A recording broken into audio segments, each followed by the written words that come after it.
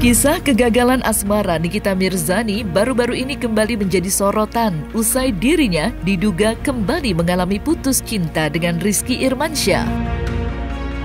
Menyoroti hal tersebut, seorang psikolog akhirnya memberikan pandangannya terkait permasalahan cinta Nikita Mirzani yang telah berulang kali gagal.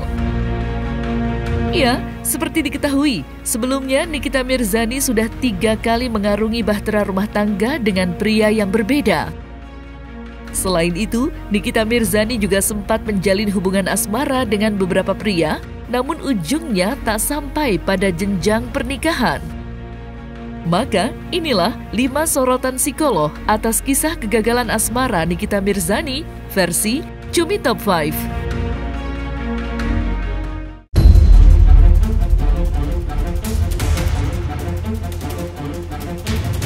Nikita Mirzani belum lama ini sempat membuat pernyataan bahwa dirinya mengalami kekerasan mental dan fisik dari mantan kekasihnya.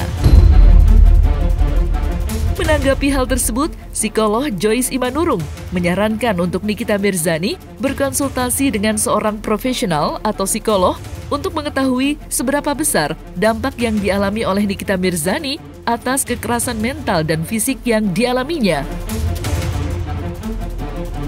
Pasalnya, menurut Joyce Imanurung, peristiwa tersebut sangat berdampak besar pada mentalitas seseorang jika tidak segera dikonsultasikan dengan seorang yang profesional.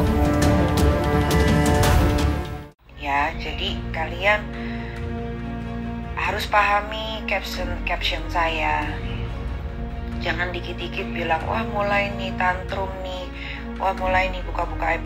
Justru saya menulis itu supaya para perempuan di luar sana yang bertahan karena satu hubungan yang tidak sehat, yang merusak mental kita dan juga merusak fisik kita, ya harus berani menyudahi. Iya, kita kalau bicara tentang kekerasan itu pasti punya dampak signifikan pada korban, ya. Kekerasan yang dialami oleh seseorang itu bisa bersifat verbal, kata, fisik, sosial, emosional, dan sebagainya. Tidak pernah ada korban kekerasan yang tidak apa-apa, tidak pernah ada. Jadi sebenarnya apapun yang melandasi sebuah perilaku kekerasan itu akan memberikan dampak atau akibat jauh lebih besar kepada korban. Nah, apa yang akan terjadi pada korban sangat relatif memang.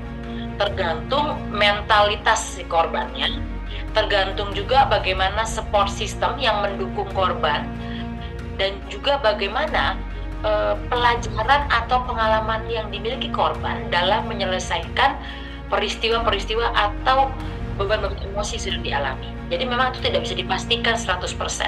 Nah, bagi saya yang penting, kalau sudah mengalami peristiwa kekerasan dalam bentuk apapun, harus bertemu dengan profesional. Melakukan mental check up agar tahu apa yang dialami dan dampak apa yang sudah terjadi pada dirinya.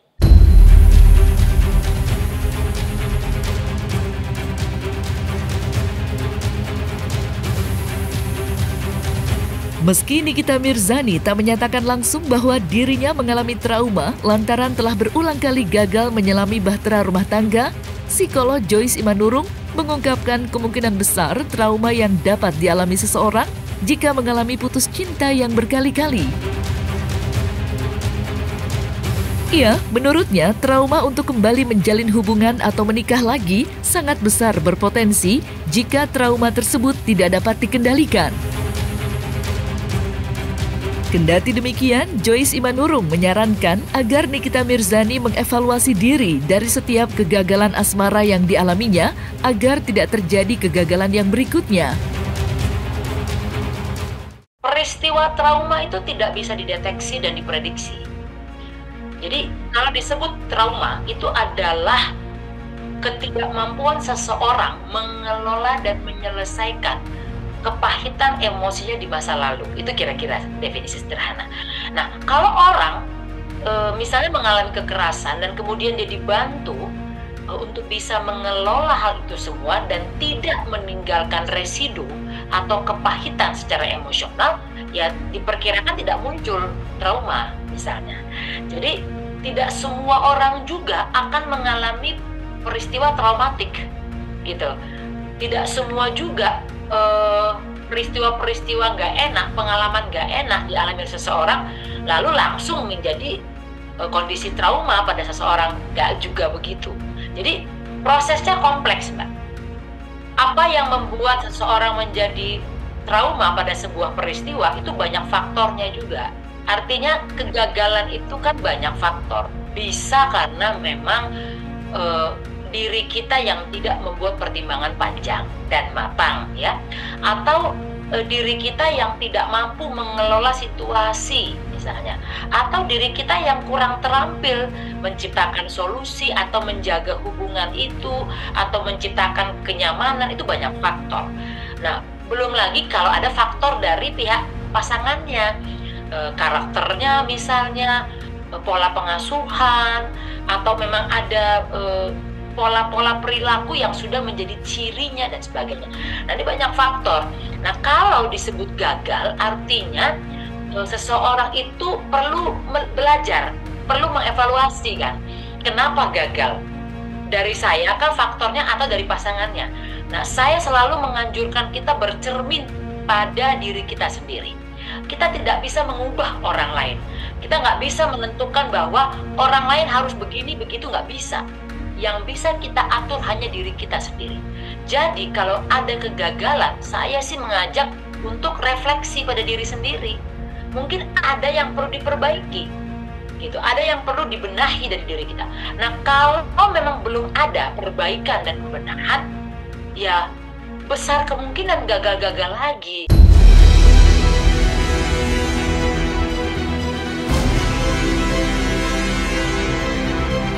Jika sudah mengalami keletihan emosi, psikolog Joyce Imanurung menilai kemungkinan kegagalan cinta berikutnya pun dapat terjadi. Pasalnya, seseorang yang sudah berulang kali mengalami kegagalan dalam hal percintaan bisa saja merasa letih untuk kembali membangun kisah cintanya yang baru, sekalipun dengan sosok pengganti yang baru. Kalau ada kegagalan berikutnya, bukan soal gangguan mental yang muncul, namun keletihan emosi bisa jadi gitu ya. Kita capek sendiri, padahal faktor pembenahan justru harusnya ada pada diri kita.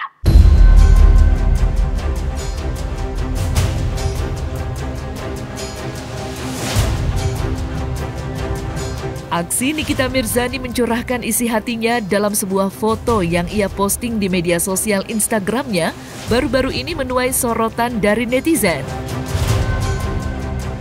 Iya, banyak netizen yang menuding jika hal tersebut merupakan bentuk dari perilaku tantrum Nikita Mirzani. Pasalnya, ia kembali membuka aib mantan pasangannya di media sosial.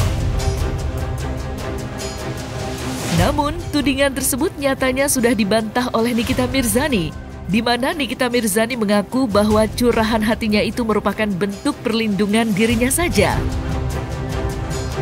Lantas, seperti apa pandangan psikolog atas hal tersebut? Perubahan perilaku tidak sama dengan perubahan karakter.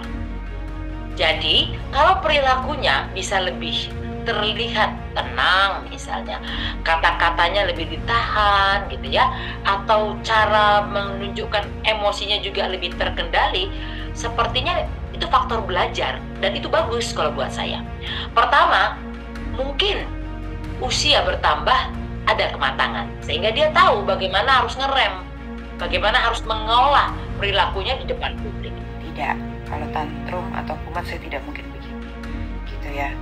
Itu caption saya, itu untuk menjaga diri saya dan untuk menyemangati kalian semua di luar sana bahwa kalian tidak sendiri gitu. Jadi kalau kalian punya hubungan yang seperti itu, ya kalian harus mulai membentengi diri kalian. Jangan bersedih hati, pokoknya semangat terus. sekarang buat perempuan-perempuan mendingan kalian cari duit, bekerja, punya penghasilan yang tinggi. Karena kalau galau kayak aku galaunya aku belanja tas, aku menyenangi diri sendiri. Makanya enaknya gitu kalau punya duit.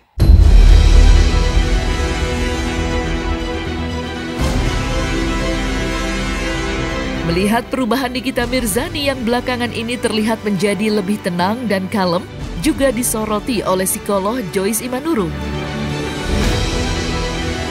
Iya, menurut Joyce Imanurung, perubahan sikap Nikita Mirzani dilakukan atas kendali dirinya sendiri. Karena jika tidak dikendalikan, Nikita Mirzani pun masih dapat kembali berubah sikap ke sikap sebelumnya yang tidak dapat mengontrol emosi-emosinya. Lantas, seperti apa support psikolog untuk perubahan sikap yang dilakukan Nikita Mirzani saat ini? Sebenarnya yang berubah itu adalah perilaku. Perilaku itu semuanya dikendalikan.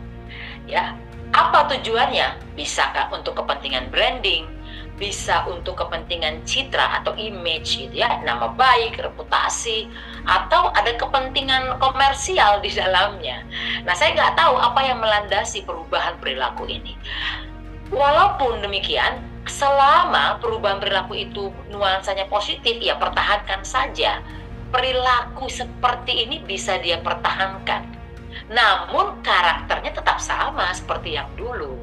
Gitu. Jadi intinya bagaimana dia menunjukkan perilakunya sekarang itu dalam proses kontrol, kendali. Nah, saya berharap kendali seperti ini terus ada pada dirinya. Kalau dipertahankan pengendalian diri seperti ini, ya dalam waktu lama bisa menjadi bagian dari karakternya. Itu yang diharapkan.